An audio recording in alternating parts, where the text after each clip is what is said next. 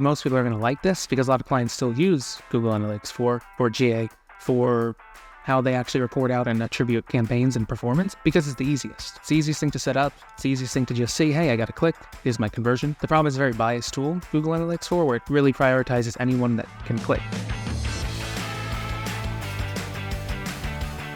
Hey, what's up, guys, and welcome to Growth Mentors, the podcast where we share snackable growth hacks, strategies, and best practices in how to drive maximum marketing impact and grow your bottom line. I'm your host, Matt LeBlanc, and today we are going to be talking about Facebook's new integration with GA4 with Tom Murray, the Managing Director of Data and Analytics at Jump450.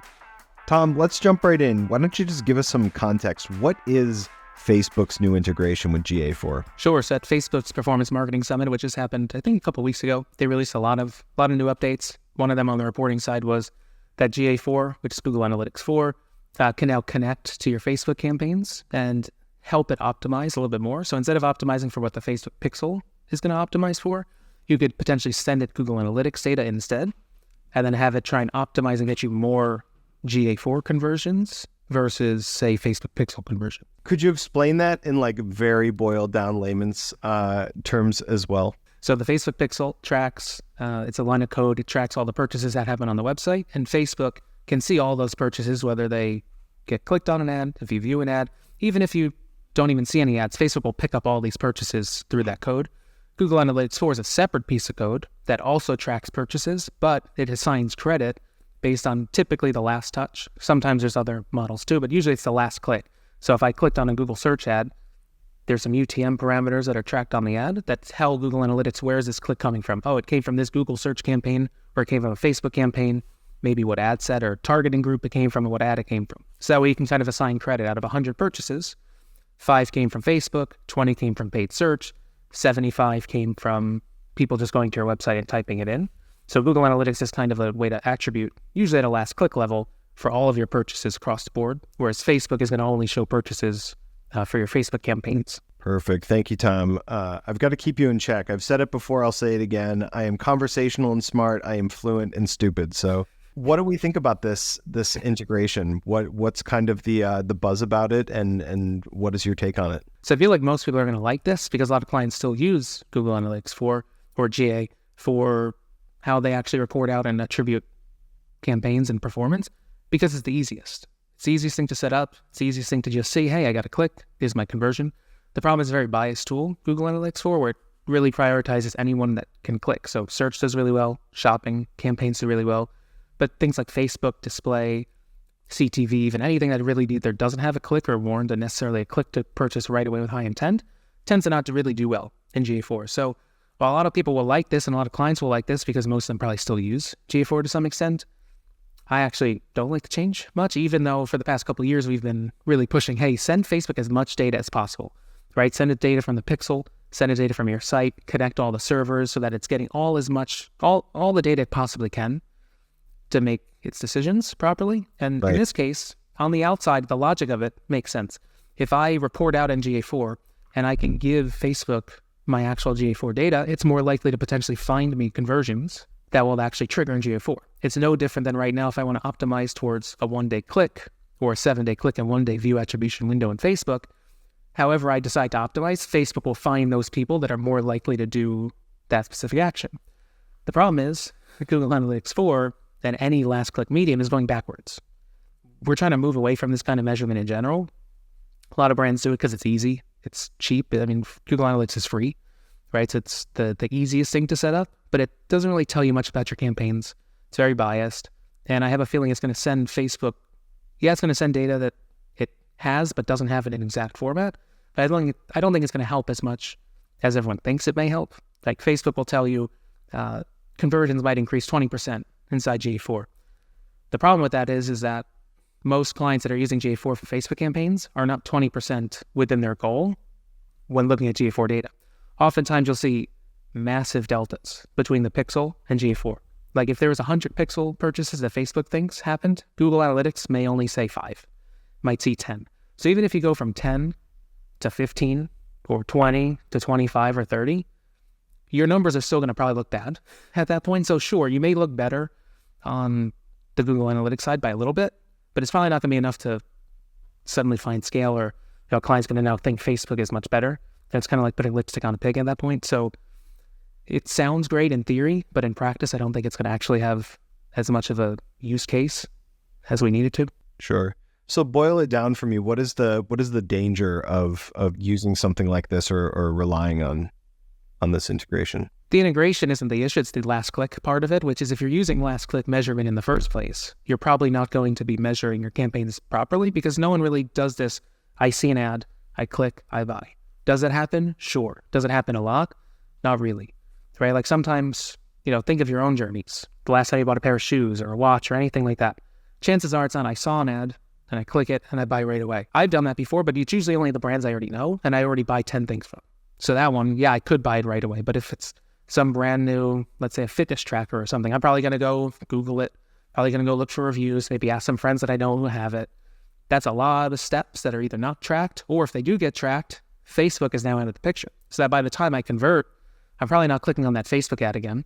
I'm probably either going to type it into Google and maybe I click the first paid ad, or maybe I click the first organic listing, or maybe I hit the shopping ad of that specific product. Either way, the three main things that get, or the 3 or 4 most clicked and most attributed conversions in GA4 are direct traffic, organic search, paid search, or paid shopping. All those scenarios that I just said, which are the likely end case after I see the Facebook ad.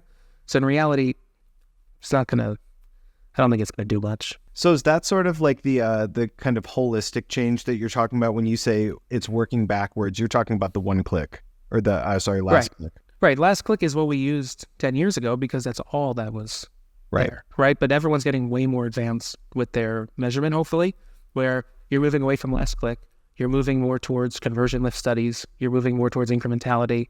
Maybe if you're big enough, you could do MMM, media mix modeling models, whatever it might be. Those are true ways to prove out your media is actually working versus, my last click results look really good. But then I always just say, think about the consumer. Think about yourself as a consumer. Oftentimes it's not a one-click kind of thing. And would you judge it based on the last thing you clicked before you converted? Probably not. 20% of the time when I buy something, my last click is actually an affiliate click to get a coupon, to get like 5% cash back or something. And in GA4, guess what triggers?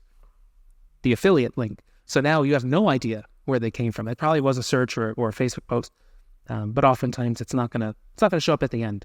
So for me, trying to make it force its way in, it's kind of like you're trying to steal credit, basically just to look good in a system. Yep. To hopefully get more credit, which hopefully will make a client unlock more budget for Facebook. When in reality, maybe that's a short-term way of looking at it. That's not going to work in the long term, and you're probably going to optimize for a different behavior set of users, and you're going to probably shrink your users to get that GA click, which means your CPMs are going to go up, your CACs might go up. Sure, you might have 12 instead of 10 in GA4, but you probably move your business backwards. So instead of last click, move towards the incrementality, the MMM, all those more advanced studies to actually figure out how your marketing is doing and what's working versus last click, which, again, it's just it's easy and free, so people do it, but it doesn't make it good.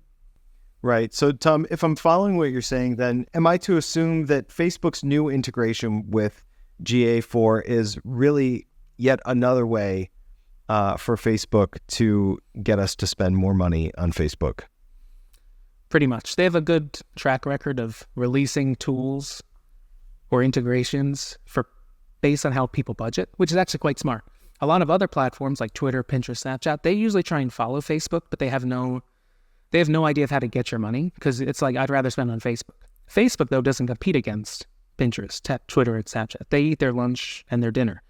Facebook competes with the linear TV budgets. They compete with the CTV or the DSP budgets, which are millions of dollars or tens of millions of dollars.